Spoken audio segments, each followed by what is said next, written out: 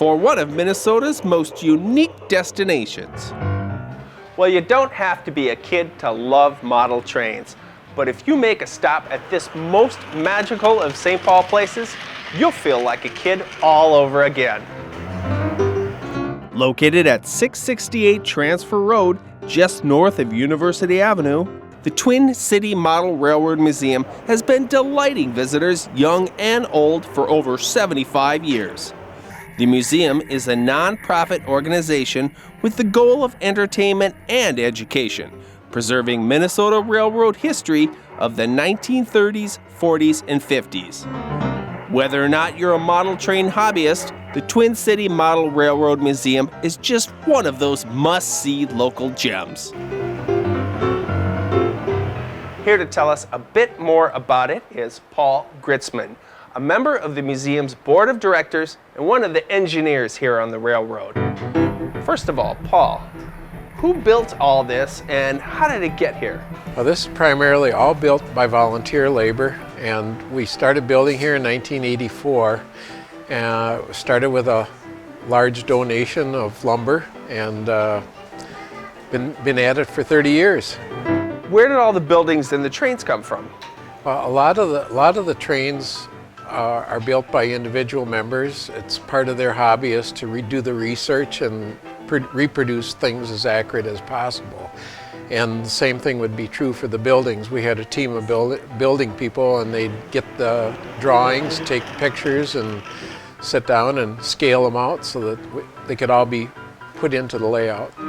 So behind all of this at the museum is a model railroad club. Talk a little bit about that. Yeah, they started out in 1935, and in 1939 we were invited into the St. Paul Depot, and we built a layout that was there until 1977, 78.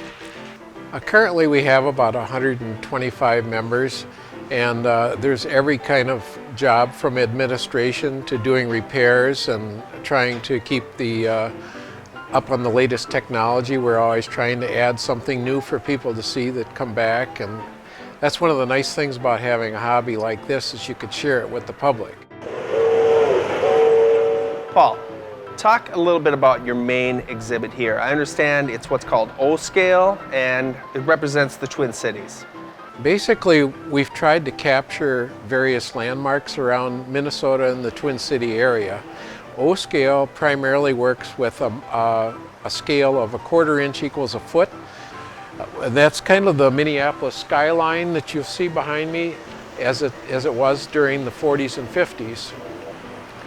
When you come on this side of the layout, we have a lot of the landmarks from St. Paul, like the Mississippi Street Roundhouse, Midway Yard, and then all the way around on the north side of the layout, we try to capture the river bluffs as if you go down towards La Crosse along the Mississippi River with the railroad tracks and the bluffs in the backgrounds. So in addition to this location, I understand there's another setup just across the parking lot. That location kind of focuses on the history of model railroading and toy trains. It goes back, we have real fine collections of trains that were made in the 30s and 40s and 50s. A lot of them we grew up with, and some of them we have pretty good size layouts, and some of them the kids can operate. So it shows all the automatic accessories that everybody hoped to get under the tree for Christmas. And as a special treat through the holiday season, the museum presents night trains. The house lights are dimmed and the trains and scenery come alive in a dazzling array of glowing and twinkling lights. The event takes place on Saturday nights from around Thanksgiving to well into the new year. Check online for details. Well, every museum tour ends here in the gift shop, and they have some great things here too. But I understand that's not the only way folks can support the Twin City Model Railroad Museum. Tell us about that. There's really 3 ways that we could use help. One, we're always looking for volunteers that can help out.